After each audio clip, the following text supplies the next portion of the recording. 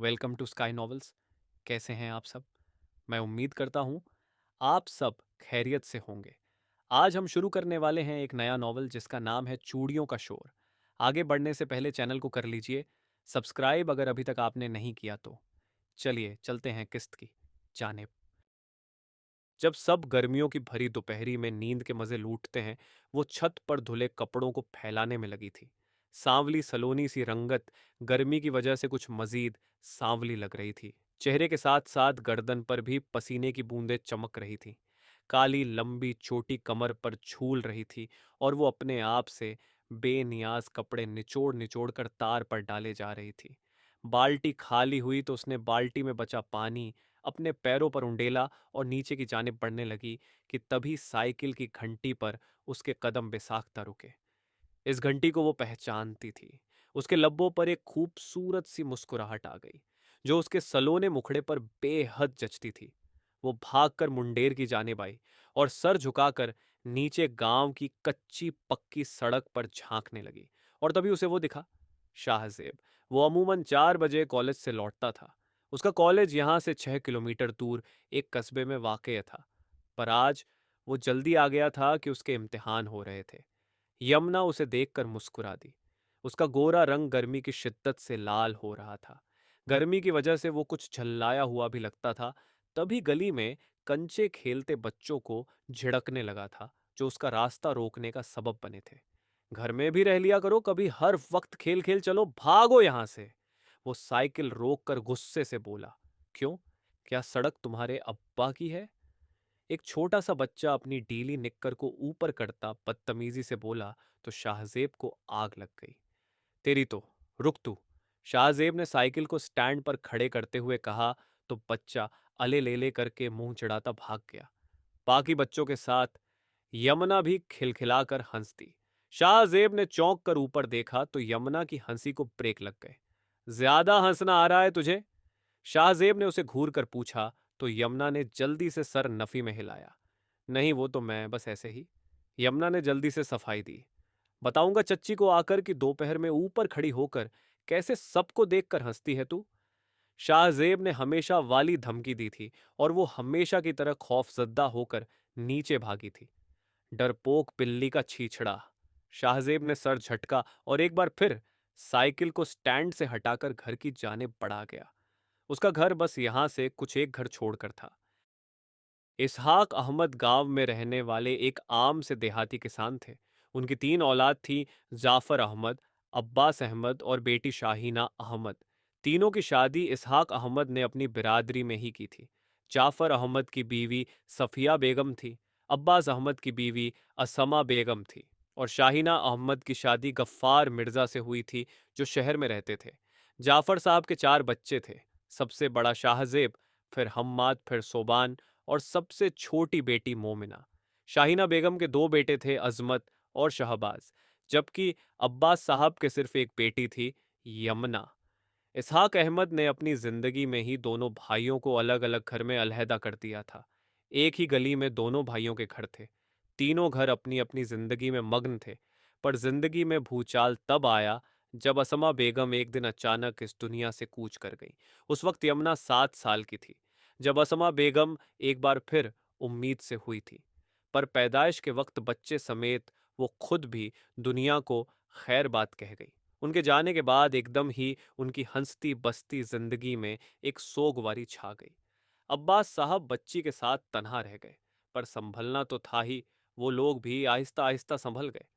बस संभल ना पाए तो अब्बास अहमद कि बीवी की मौत के बाद बेटी और घर को एक साथ संभालना बेहद मुश्किल हो गया था।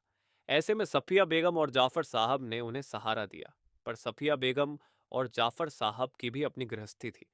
वो कब तक उनका सहारा बनते? पूरी जिंदगी पड़ी थी और बच्ची का भी साथ था। और इसका हल यही नजर आया कि दूसरी शादी कर ली जाए। और इस तरह उन्होंने बिरादरी के बड़ों से मशवरा करके एक बेवा से शादी कर ली। शुरू शुरू में सब ठीक था। काफिया बेगम यमुना का ध्यान रखती थी और घर भी संभाल लिया था।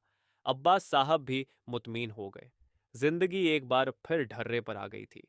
पर जैसे ही उनके यहाँ औलाद की आमद हुई, चीजें बदलनी शुरू हो गई।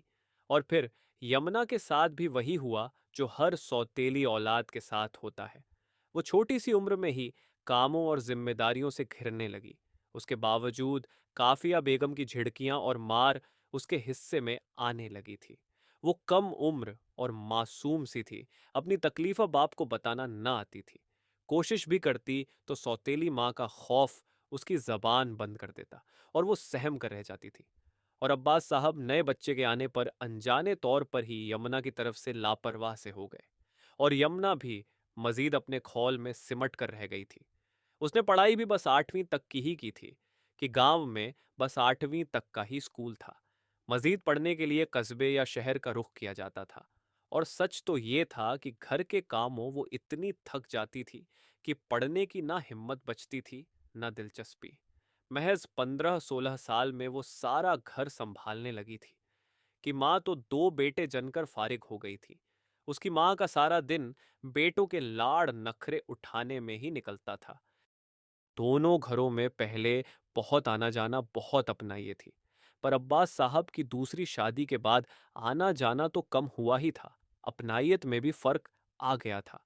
कि एक बार जब अब्बास की दूसरी बीवी यमुना को पीट रही थी तो सफिया बेगम ने देख लिया। सफिया बेगम को बहुत दुख हुआ। एक कप के टूटने पर फूल सी बच्ची का गाल लाल कर दिया था उस औरत ने। सफिया बेगम से बर्दाश्त ना हुआ तो फौरन ही आगे बढ़कर ना सिर्फ यमुना को अपनी ओट में किया बल्कि देवरानी को भी दृष्टि से टोक दिया। और बस यही गजब हो गया।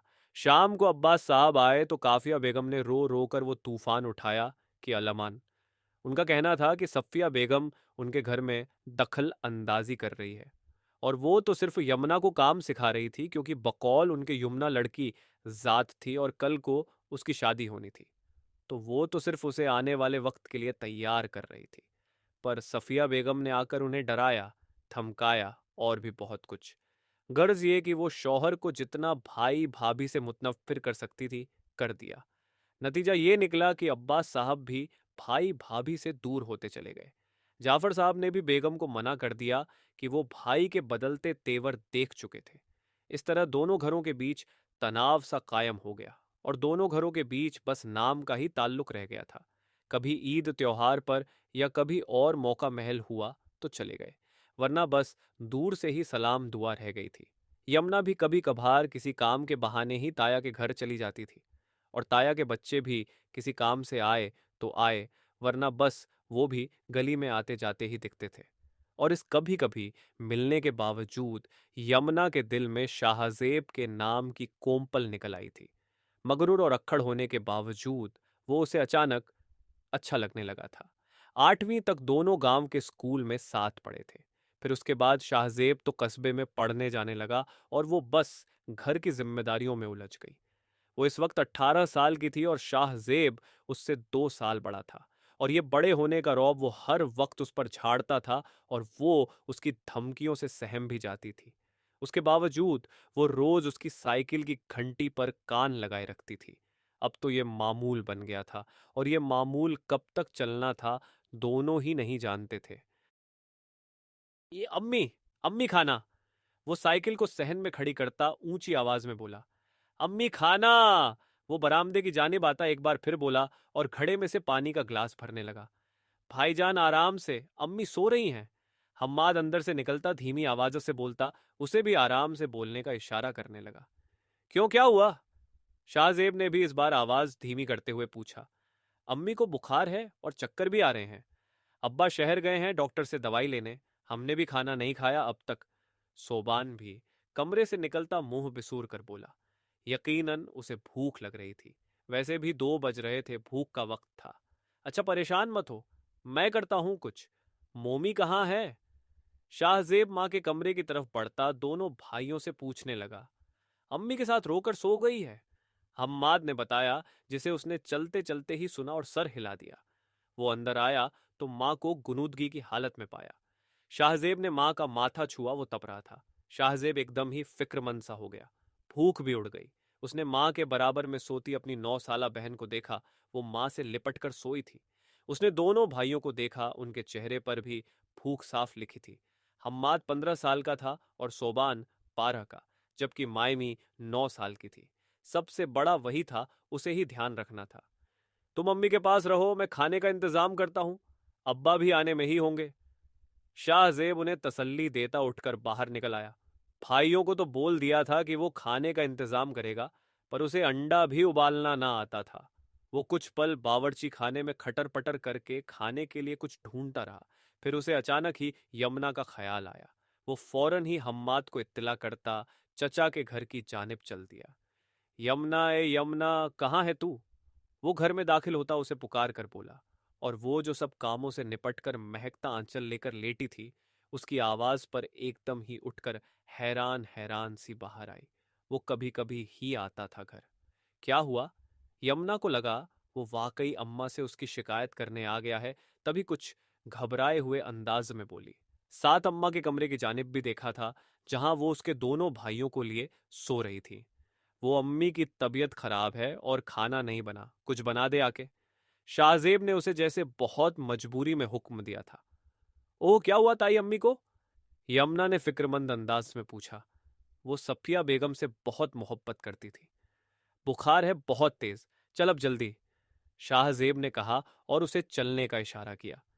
लेकिन अम्मा, यमुना को फौरन ही मां का ख्याल आया तो परेशानी से उसे देखने लगी। वो 4 बजे से पहले नहीं उठेंगी, तू चल। शाहजेब ने बेजारी से कहते हुए उसकी कलाई थाम कर अपने साथ खींचा तो वो उसके लम्स पर ठिठक कर उसे देखने लगी। ये पहली बार था कि उसने उसकी कलाई थामी थी, और वो एक ट्रांस किसी कैफियत में उसके साथ खींचती चली गई। वो तो सारी जिंदगी उसके साथ ऐसे चल सकती थी। उसके दिल ने बेसाख्ता इस साथ की ख्वाहिश की थी और किस्मत उन्हें देखकर मुस्कुरा दी थी। वो उसके साथ घर आई तो वाकई ताई अम्मी नियम बेहोशी की हालत में थी, और उनका बुखार वाकई बहुत तेज था। हम्मा ताई अम्मी के सर पर ठंडे पानी पट्टी रख रहा था, जो यकीनन शाहजेब ही उसे बोलकर गया होगा।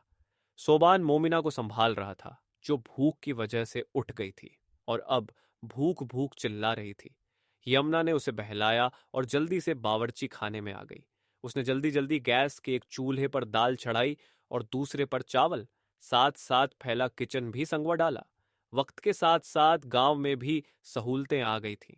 गैस चूल्हा, फोन और टीवी घर घर में मौजूद थे, पर इनका इस्तेमाल सिर्फ जरूरत के वक्त किया जाता था, जैसे गैस का इस्तेमाल सिर्फ इमरजेंसी के लिए किया जाता था। कोई मेहमान आ जाए या किसी को जल्दी हो तो झटपट गैस पर पकाया और काम खत्म। उसी तरह फोन भी बस जरूरत के वक्त किया जाता था। और टीवी, ये तो बिजली पर मुंहनसिर रहता था, और गांव में बिजली का हाल वही था जैसे पहले था। इसलिए टीवी का शौक तो था, पर लत न थी लोगों को। किचन समेट कर ध्यान मैले बर्तनों पर गया तो जल्दी से उन्हें धोने बैठ गई। बावर्ची खाने के एक कोने में पानी की चौकी थी, जहां पानी का काम किया जाता था, ताकि सर्दी गर्मी और बरसात में बचत हो जाए। वो भी नल से पानी की बाल्टी भर लाई और पटरे पर बैठकर बर्तन धोने लगी। साथ साथ खाने पर भी ध्यान रखती, बीच बीच में चमचा चला देती।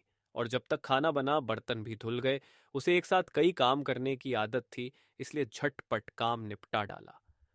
और कितना टाइम लगेगा भाई? शाहजेब ने बावर्ची खाने में झांक कर कुछ बेजारी से पूछा, क्योंकि बच्चे अब भूख भूख चिल्लाने लगे थे। बस ना हो गया, तुम दस्तरख्वान बिछाओ, मैं लगाती हूं खाना। यमुना, जो सलाद के लिए प्याज टमाटर काट रही थी, जल्दी से बोली। वो उसे एक नजर देखकर बच्चों को खाने के लिए बुलाने लगा और खुद अम्मा के पास जा बैठा। और जब तक यमुना ने खाना लगाया, अब्बा भी आ गए। बच्चे अब सब भूल कर दाल चावल से इंसाफ का रहे थे। ओहो, यमुना बेटी आई है आज, अब्बा उसे देखकर मुस्कुराकर बोले, तो वो भी कुछ शर्मिंदा सी होती मुस्कुराकर उन्हें सलाम करने लगी। कि पास पास घर होने के बावजूद वो साल में एक दो बार इधर आती थी। अब्बा ने शफकत से उसके सर पर हाथ रखा, जबकि तीनों बच्चे रकबत से खाना खाने में मग्न थे। कहाँ रह गए थे अब्बा? शाहजेब अब्बा की आवाज सुनकर बाहर आया। अरे बेटा, दवाइयों के स्टोर पर बेहद रश था, फिर एक बस भी छूट गई, अब दूसरी बस आई तो तब जाकर आया। अब कैसी है तेरी माँ? बुखार कम हुआ कुछ? अब्बा ने दवाई का थैला शाहजेब की जानिब बढ़ाते हुए पूछा। हाँ, ठंडे पानी की पट्टी से थोड़ा कम हुआ है। शाहजेब ने थैले से पर्चा निकालकर दवाई किस किस तरह लेनी है ये देखने लगा। मैं चलती हूँ ताया अब्बा, अम्मा उठने वाली होंगी, शाम को अब्बा के साथ आऊंगी ताई अम्मी को देखने। यमुना ने दुपट्टे को सर पर जमाते हुए चलने की तैयारी की। मैं चलूं तुझे छोड़ने? शाहजेब ने उसे देखकर पूछा। नहीं नहीं, मैं चली जाऊंगी। यमुना ने जल्दी से मना किया कि अम्मा का कुछ भरोसा नहीं था। शाहजेब के सामने ही उसे धुनक कर रख देती। वैसे भी वो बस उठने वाली थी। शाहजेब ने समझकर सर हिलाया। और हाँ ताई, अम्मी के लिए दलिया चढ़ा दिया है। एक और सीटी के बाद चूल्हा बंद कर देना। जाते जाते उसे याद आया तो जल्दी से बोली और अब्बा को अल्लाह हाफिज कहती जल्दी से गेट ऊपर कर गई। बहुत अच्छी बच्ची है, अल्लाह इसके नसीब अच्छे करे, अब्बा ने नर्म सी मुस्कुराहट के साथ कहा था, जबकि शाहजेब उनकी बात पर ध्यान दिए बिना बावर्ची खाने की जानिब बढ़ गया कि सीटी आ गई थी। जारी है। मिलते हैं नेक्स्ट एपिसोड में, तब तक अपना ख्याल रखिए, ध्यान रखिए, टाटा बाय बाय। और चैनल ज़रूर सब्सक्राइब कर लें।